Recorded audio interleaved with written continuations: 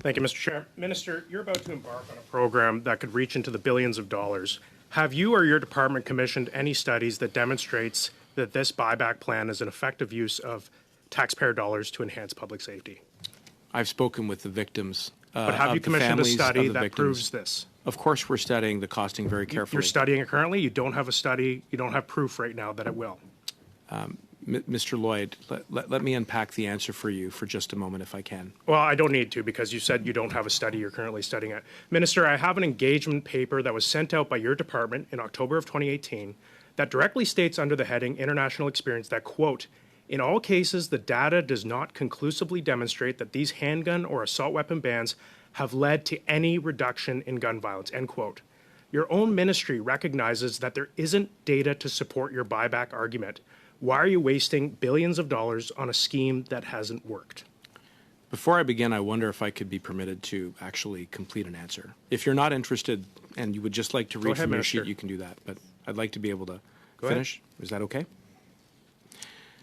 We took the decision to ban assault-style rifles because they were designed to kill. We looked at some very careful standards around the definition, which is contained in the order in council.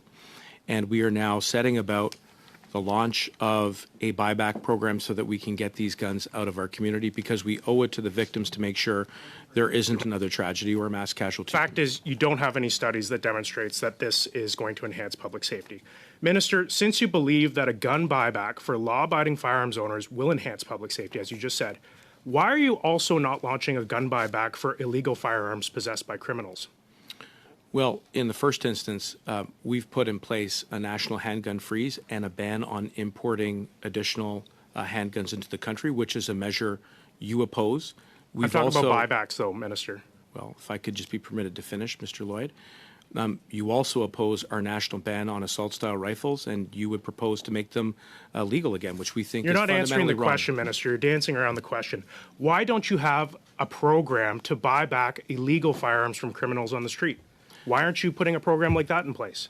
Well, we've taken a very concrete and tangible step forward to addressing handgun violence through the introduction of a national handgun freeze.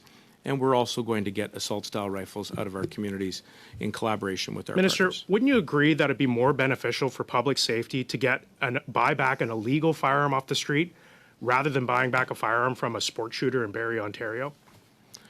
Well, the first thing I would say, Mr. Lloyd, and I've said this before, is that I respect law-abiding gun owners. But then why do you have a program that only targets them? Why don't you have a program to get illegal guns off the street by buying it back from criminals? Well, you and I disagree about that, but I do respect law-abiding You don't think that a owners. buyback program for criminals would be effective? We've taken the judgment that when it comes to assault-style rifles, that they have no place in our communities, and we've also taken the largest step forward, probably in a generation, with C-21, by putting in place a national handgun freeze so that we can reverse the trend and the growth of a universe of a type of gun by about 45 to 55,000 new registrations. Minister, my next question is, you're seeking to cap magazine size to no more than 5 rounds. Is that correct, yes or no? Yes. Will this apply to all long guns or only semi-automatics? Well, what we have proposed is certainly with regards to... Will it apply to all long guns? No. Okay, so will it... do you understand the Lee Enfield rifle is a commonly used hunting rifle? It has 10 rounds in the magazine. You're aware of that? I have heard that. Is the Lee Enfield rifle, because it has 10 rounds in its magazine, on the list of things that will be regulated? Let me take a step back and tell you why it is that we've put these standards into the bill. We think that by doing so, that we will reduce gun violence. See, the important thing, Minister, is that these firearms are predominantly used by Indigenous people to fulfill their traditional treaty hunting rights. And if you are limiting their ability to use a Lee Enfield because of C-21, you're limiting Indigenous rights. This violates Section 35 of the Charter of Rights and Freedoms. How is this not colonialism, Minister?